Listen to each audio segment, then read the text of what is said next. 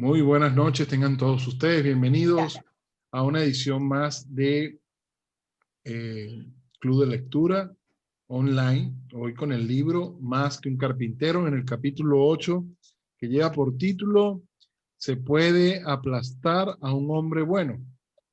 Es una pregunta que hace en el capítulo 8 del día de hoy. Bueno, vamos a poner este tiempo en manos del Señor y le pedimos a María Fernanda si quiere iniciar la oración del día de hoy. ¿Me escucha, María Fernanda? Sí, tengo el internet un poquito malo, justo ahorita. ¿Tú me escuchas? Sí, te escuchamos. Sí, perfecto. Ok. Amado Padre Celestial, estamos aquí reunidos una vez más, Señor, primeramente para honrar tu nombre, Señor, y para aprender más de ti, para acercarnos cada día más a ti, Señor, que es lo que realmente nos hace crecer, Señor, nos hace crecer en santidad y en amor, Señor, porque tú eres lo que nos llena de ese gran amor que queremos reflejar, Señor. Te ponemos en tus manos este tiempo en donde vamos a aprender sobre tu vida. Capítulo 8, se puede aplastar a un hombre bueno, Señor. Estamos ansiosos de saber qué nos tienes hoy, Señor. Te pedimos que abras nuestro entendimiento, que controles nuestra tecnología, Señor, todo lo que estamos poniendo aquí para poder aprender, Señor. Todo lo que es luz, electricidad, internet, Señor. Tú eres el dueño de todo eso, Señor. Te pedimos que lo tengas a punto, Señor, para poder concluir satisfactoriamente el día de hoy, Padre. Rogamos por nuestros hermanos, los que se están conectados, los que se conectarán en el futuro, Padre. En el nombre glorioso de Jesús. Amén y amén. Amén. Amén. Bueno, ¿quién inicia la lectura el día de hoy? Ajá, iniciamos. ¿Se puede aplastar a un hombre bueno? Me encontraba en la Universidad de Uruguay cuando un estudiante me dijo, profesor McDowell, ¿por qué no puede usted refutar el cristianismo? Entonces le respondí, por una simple razón. Hay un acontecimiento en la historia que soy incapaz de negar, la resurrección de Jesucristo. Después de más de 700 horas de estudiar este tema e investigar concienzudamente sus fundamentos, llegué a la conclusión de que de la resurrección de Jesucristo o es uno de los fraudes más perversos, malignos y sin escrúpulos que jamás se haya perpetrado, o es el suceso más importante de la historia. El acontecimiento de la resurrección extrae del reino de la filosofía la pregunta, ¿es válido el cristianismo? Y la convierte en una pregunta de historia. ¿Tiene el cristianismo una base históricamente aceptable? ¿Hay suficiente evidencia disponible que garantice la fe en la resurrección? ¿Cómo podemos explicar el hecho de la tumba vacía? ¿Será posible explicarlo asignándole una causa natural? Basados en las abrumadoras evidencias históricas, los cristianos creemos que Jesús resucitó corporalmente en el tiempo y en el espacio mediante el poder sobrenatural de Dios. Las dificultades para creer esto pueden ser grandes, pero los problemas que conlleva, ya va, que se me cayó el teléfono, pero los problemas que conlleva la incredulidad presentan dificultades mucho mayores. La situación de la tumba luego de la resurrección es significativa. El sello romano fue roto, lo cual significaba la crucifixión automática con la cabeza hacia abajo de aquellos que lo rompieron. La gran piedra fue quitada y removida, no solo de la entrada del sepulcro, sino de toda la zona del sepulcro como tal parecía. Perdón, Soria, ¿Ah? yo creo que tú te saltaste unas páginas completas. ¿Sí? ¿Verdad, Mari Carmen? Sí, porque yo estoy buscándote aquí y no te consigo. Sí. De la página. Yo, ¿por qué estás leyendo Soria? Sí, te saltaste una página. Sí, porque el libro se me movió, disculpe. De la 83, la última pregunta. ¿Hay suficiente Hay evidencia suficiente disponible que evidencia garantice la fe? para garantizar la fe en la resurrección. Ajá. A continuación, Ajá. damos algunos de los hechos más relevantes en torno a la resurrección. Jesús de Nazaret, un profeta judío que afirmó ser el Cristo profetizado en las sagradas escrituras judías, fue arrestado, juzgado como un criminal político y crucificado. 3 días después de su muerte y sepultura, algunas mujeres que fueron a ver su tumba encontraron que el cuerpo había desaparecido. Sus discípulos afirmaron que Dios lo había levantado de los muertos y que Él se les había aparecido varias veces antes de ascender al cielo. A partir de ese fundamento, el cristianismo se difundió por todo el Imperio Romano y ha continuado ejerciendo su gran influencia a través de los siglos. ¿Ocurrió realmente la resurrección? La sepultura de Jesús. De acuerdo a las costumbres funerarias de los judíos, el cuerpo de Jesús fue envuelto en un lienzo. Unas 100 libras de especias aromáticas mezcladas para formar una sustancia pegajosa se aplicaron a los lienzos de tela que le fueron colocados alrededor del cuerpo. Después de que el cuerpo fue colocado en una tumba cerrada en la roca, una piedra sumamente grande que aproximadamente pesaba 2 toneladas, fue rodada por medio de palancas y colocada en la entrada al sepulcro. Una guardia romana compuesta por hombres rigurosamente disciplinados fue asignada para custodiar el sepulcro. El temor al castigo produjo una perfecta atención al deber, especialmente en las vigilias de la noche. Esto garantiza, esta guardia colocó en su tumba el sello romano que indicaba poder y autoridad. El sello tenía el propósito de impedir que la tumba fuera profanada. Cualquiera que hubiera tratado de mover la piedra de la entrada del sepulcro habría roto el sello y como consecuencia la justicia romana habría actuado con su severidad tradicional. Sin embargo, la tumba estaba vacía. La tumba vacía. Los seguidores de Jesús dijeron que él había resucitado de los muertos. Anunciaron que Jesús se les apareció durante un periodo de 40 días, manifestándoles y dando muchas pruebas indubitables. Algunas versiones dicen pruebas infalibles. Pablo el apóstol dijo que Jesús apareció a más de 500 de sus seguidores al mismo tiempo, la mayoría de los cuales todavía vivían y podían confirmar lo que Pablo escribió. A.M. Ramsey escribe: creo en la resurrección en parte porque hay una serie de hechos que son inexplicables sin ella.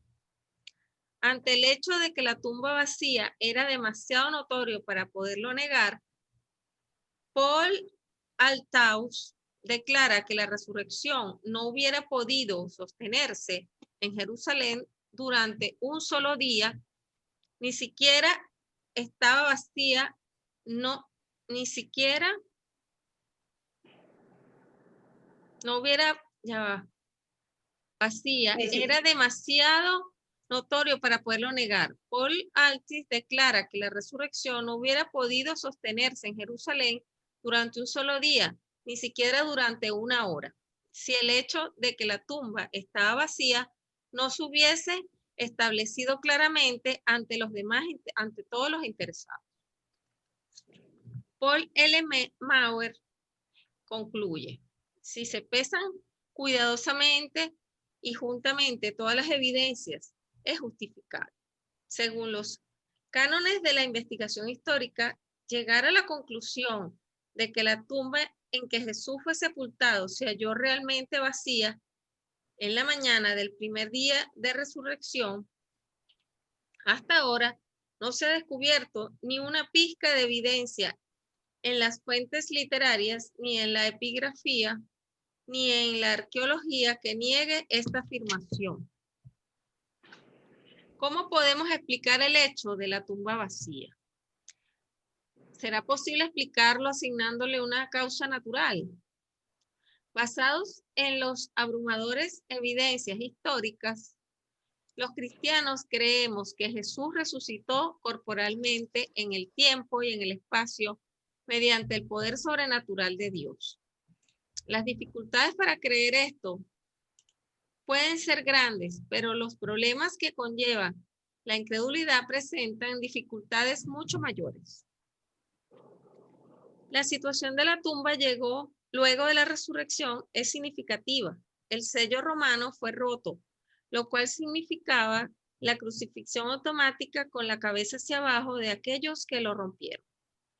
La gran piedra fue quitada y removida, no solo de la entrada del sepulcro, sino de toda la zona del sepulcro. Como tal, parecía como si alguien lo hubiera levantado y lo hubiera llevado. La guardia había huido. Justino, en su resumen 4.9.16, enumera 18 faltas por las cuales un pelotón de guardia hubiera podido ser condenado a muerte. Entre estas se incluye el quedarse dormido o dejar sin guardia la posición que se le asignó. Las mujeres llegaron y hallaron la tumba vacía, sintieron pánico y regresaron a contárselo a los hombres. Pedro y Juan corrieron hacia la tumba.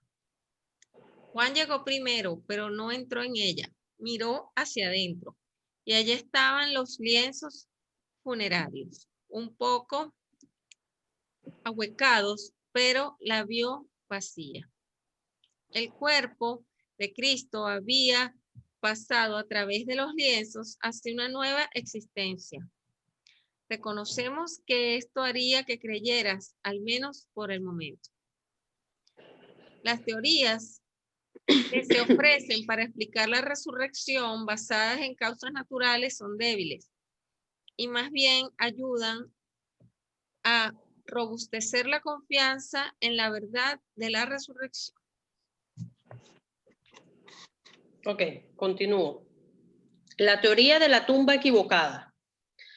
Una teoría defendida por Kirsopp Lake asume que las mujeres que informaron que el cuerpo no estaba en la tumba fue porque habían ido a otro sepulcro. Dios mío. Si fue así, entonces los discípulos que acudieron a comprobar el anuncio de las mujeres también debieron equivocarse de tumba.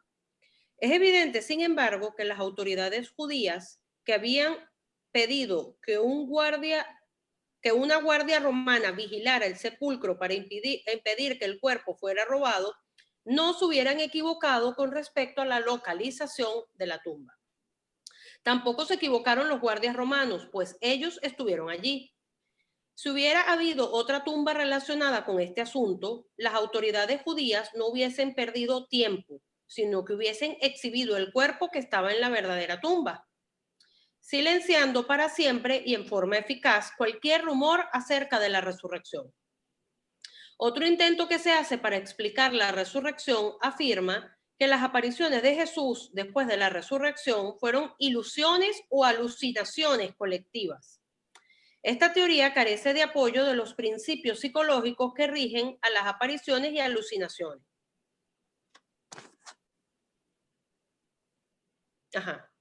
Tampoco coinciden con la situación histórica ni con el estado mental de los apóstoles. De modo que, ¿dónde estaba el verdadero cuerpo y por qué no fue exhibido? La teoría del desvanecimiento, popularizada por Venturini hace varios siglos y citada con mucha frecuencia actualmente. La teoría del desvanecimiento dice que Jesús realmente no murió, sino que solamente se desmayó por el agotamiento y la pérdida de sangre. Todos pensaron que había muerto, pero posteriormente se reanimó y los discípulos creyeron que había resucitado. Samuel Vila, conocido por sus escritos de carácter apologético, rebatiendo la obra escrita por Ibarreta, La religión al alcance de todos, al analizar una posible reanimación natural de Cristo en el sepulcro, responde: esta hipótesis solo tiene la ventaja de ser un poco más absurda que las anteriores, porque participa de los inconvenientes de ambas: alucinación, robo del cuerpo, fraude, etc., sin aportar ninguna ventaja. En efecto, ¿cómo podía un cuerpo herido, debilitado por la pérdida de sangre y por los tormentos que antecedieron a la crucifixión, traspasada por la lanza del soldado y embalsamada con unas 100 libras de ungüento aromático, dentro de un estrecho sarcófago, lo que por sí solo habría bastado para asfixiarle, volver a la vida, levantar una pesada losa que 4 mujeres no serían capaces de remover y encaminarse por sí mismo al cenáculo de Jerusalén? Por otra parte, es muy fácil de presumir que esta aparente resurrección, aun cuando de momento hubiese llenado de algarabía al círculo de los discípulos, estaba condenada al fracaso. Ninguno de sus discípulos habría estado dispuesto a dar la vida por un Cristo extenuado que necesitó de sus auxilios para volver a su vigor, a su natural vigor. Aquella visión de dolor y flaqueza de un Cristo postrado sobre un lecho habría sido de poca ayuda para su fe. Solo la visión del Hijo de Dios con poder podía llenar de un heroísmo hasta la muerte el corazón atribulado de los desalentados apóstoles.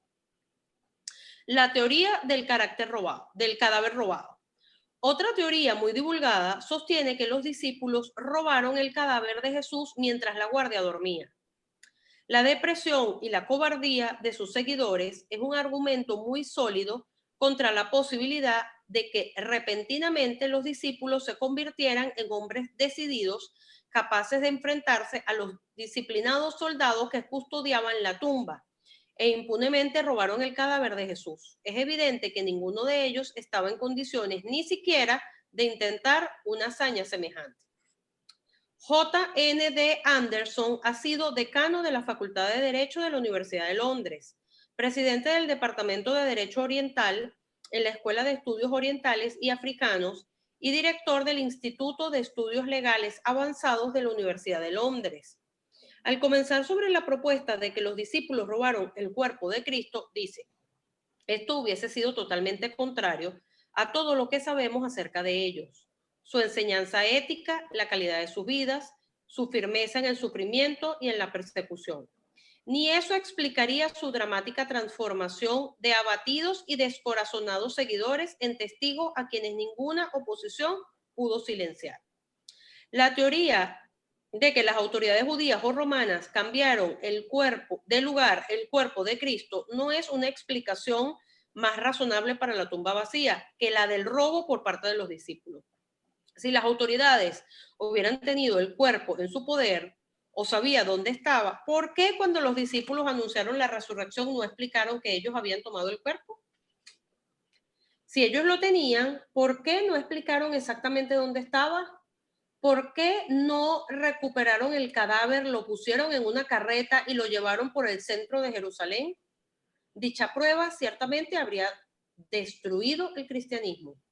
El doctor John Warwick Montgomery comenta: se necesita credibilidad para aceptar que los cristianos primitivos pudieron haber inventado la leyenda y luego haberla predicada entre aquellos individuos que fácilmente hubiesen sido refutadas simplemente exhibiendo el cuerpo de Jesús.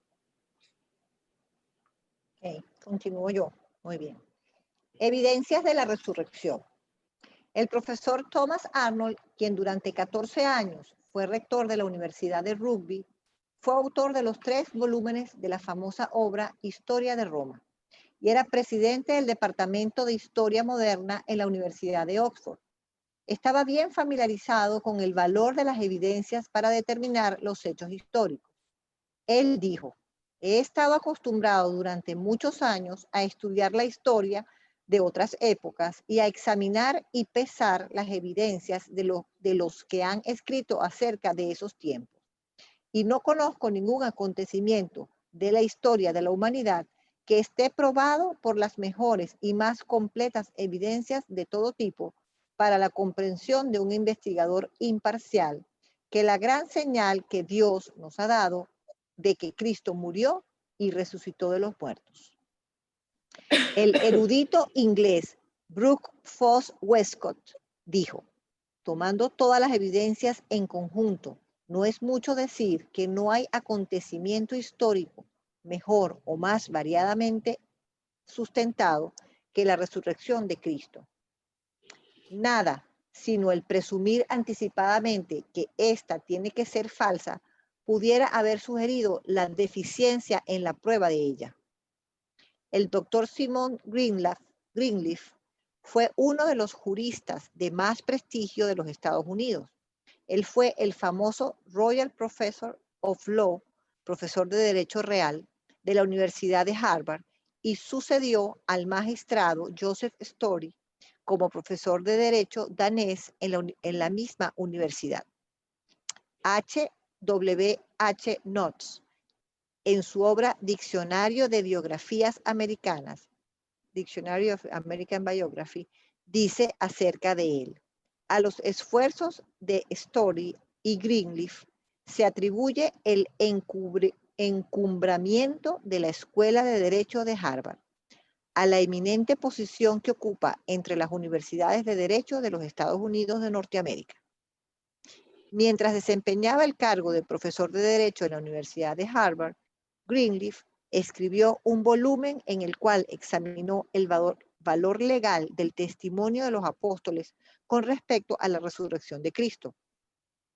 Observó que era imposible que los apóstoles pudieran haber persistido en afirmar las verdades que ellos habían narrado si Jesús realmente no hubiera resucitado de los muertos y si ellos no hubieran sabido tan ciertamente ese hecho como sabían cualquier otro. Greenleaf concluyó que la resurrección de Cristo era uno de los acontecimientos mejor comprobados de la historia según las leyes de evidencia legal que se administran en los tribunales de justicia. Otro abogado, Frank Morrison, se dedicó a refutar las evidencias de la resurrección. Él pensó que la vida de Jesús fue una de las más bellas que jamás se haya vivido, pero cuando se trataba de la resurrección, él pensaba que alguien había interpolado un mito en la historia de Jesús. Se propuso escribir una narración de los últimos días de Jesús y, por supuesto, descartaría la resurrección. Él concluyó que un enfoque de Jesús inteligente y racional descontaría por completo la resurrección. Sin embargo, al confrontar los hechos objetivamente y auxiliado por su formación jurídica, tuvo que cambiar su modo de pensar. Con el tiempo escribió un libro que en su época llegó a ser el de mayor venta, Who Moved the Stone? ¿Quién quitó la piedra? El primer capítulo lo tituló El libro que rehusó ser escrito, y el resto de los capítulos tratan decisivamente con las evidencias de la resurrección de Cristo. George Eldon Ladd concluye, la única explicación racional de estos hechos históricos de Dios en forma corporal, el que cree en el Señor Jesucristo hoy puede confiar definitivamente como ocurrió con los primeros cristianos, de que su fe no se basa en mitos y leyendas, sino en el sólido hecho histórico del Cristo resucitado y de la tumba vacía. Lo más importante de todo es que el individuo que cree puede experimentar personalmente el poder de Cristo resucitado en su vida. En primer lugar, puede saber que sus pecados le son perdonados. En segundo lugar, puede estar seguro de la vida eterna y de que Él mismo resucitará de entre los muertos. Y tercero, que puede ser liberado de una vida vacía y sin significado y ser transformado en una nueva criatura en Cristo Jesús. ¿Cuál es su evaluación y cuál es su decisión? ¿Qué piensa de la tumba vacía? Después de examinar las evidencias desde el punto de vista jurídico, Lord Darling, expresidente del Tribunal Supremo de Justicia de Inglaterra, llegó a la conclusión de que hay evidencias tan abrumadoras, tanto positivas como negativas, basadas en hechos como en circunstancias, que ningún jurado inteligente en el mundo podría dejar de pronunciar el veredicto de que la resurrección es un hecho histórico verdadero. Listo, maravilloso. Excelente, capítulo cortico, ¿eh? pero poderoso. Sí, concreto. Sí. Bueno, yo recuerdo que en la parte que hablan de los guardas romanos, hay una película donde habla del testimonio de ellos y que muchos se convirtieron porque ellos sabían que la verdad había sido que a la piedra de la tumba había sido removida. Y inclusive a ellos les dieron una cantidad para que dejaran de decirlo y dijeran que el cuerpo se lo habían robado, pues. Entonces, yo creo que ese rumor, por supuesto, no podían callar a tantos soldados que lo habían matado, que el decir que Cristo no había resucitado era como decir que ellos nunca lo habían matado, porque ellos le clavaron la lanza, ellos lo llevaron a muerto a la tumba, o sea, lo vieron morir cuando cayó y le hicieron todo y pusieron la piedra, o sea, era decir que ellos ni lo habían certificado como muerte y tampoco habían hecho su trabajo bien, porque entonces, ¿qué habían metido allí si ellos mismos se habían colocado para guardar un cuerpo muerto? O sea, y también lo de los lienzos, o sea, una cosa que era un pegamento, era difícil que alguien se lo quitara después de tanto que las mezclas que le echaban al yeso, pues a la tela y todo esto. O sea que en la parte judía, lo que eran los vamos a decirlo, lo tradicional era lo difícil de refutar. Lo demás eran prácticamente como inventos de la gente en decir que ilusiones, todo eso. Yo creo que es evidente desde el punto de vista de la Guardia Romana y de lo que hacían los judíos en cuestiones de tumbas, pues. Sí. Bueno, yo creo que... Yo creo que en este capítulo, al igual que los leímos en los capítulos anteriores, aparte de lo que está diciendo Soria, mucho también, por ejemplo, la parte que hablaban de que habían sido los discípulos que se habían robado el cuerpo, o que Jesucristo nunca murió, sino que quedó ahí todo patuleco y entonces en la noche se despertó, y todas esas cosas locas, esas teorías que uno escucha, que wow. Tú te pones a ver y ahí dicen también, y lo leíamos en capítulos anteriores, que cómo entonces, si eso hubiese sido verdad, que ellos ven que sencillamente lo que hizo fue como que se desmayó y después se levantó, o cualquiera de esas otras teorías, eso no hubiese servido de base sencillamente para que los discípulos después creyeran tanto en él e hicieran el trabajo que hicieron. El verlo a él resucitado y que él vino con toda su gloria, y que no pudo ser refutado todo lo que ellos vieron, que los romanos pusieron todo para que efectivamente no se escaparan en el caso de que se quisiera escapar, y pues obviamente Jesucristo no necesitaba, es más, mientras más le pusieron mejor porque él más se podía glorificar. Pero definitivamente, el solo hecho de que los discípulos que estaban ahí, tú sabes, medio dudando, porque todos ellos dudaron cuando se llevaron a Jesucristo, todos ellos dudaron de que realmente fuera el Cristo, pero cuando lo vieron ahí que se les presentó a tanta gente, que no pudo haber sido, como dicen ahí, alucinaciones, que sencillamente 500 personas al mismo tiempo tuvieron una alucinación, lo que le dio fortaleza a los discípulos para llevar su palabra y para hacer todo lo que hicieron definitivamente fue haber visto a Jesucristo resucitado. Si eso no hubiese sido así, pues sencillamente el cristianismo hubiera quedado hasta ahí, hubiese sido un buen hombre, unos buenos valores y unos buenos principios que se hubiesen perdido en muy poco tiempo. Sí, porque los discípulos fueron los que recibieron el cuerpo y ellos lo vieron muerto, pues, o sea, Ajá, los demás pueden decir que estaba medio muerto, pero ellos lo vieron muerto y ellos así es. lo envolvieron y después de verlo muerto lo vieron vivo, o sea, Sí. fueron los Ujú. Los que retiraron el cuerpo fueron Claro. Nicodemo y Barrabás, si no me equivoco.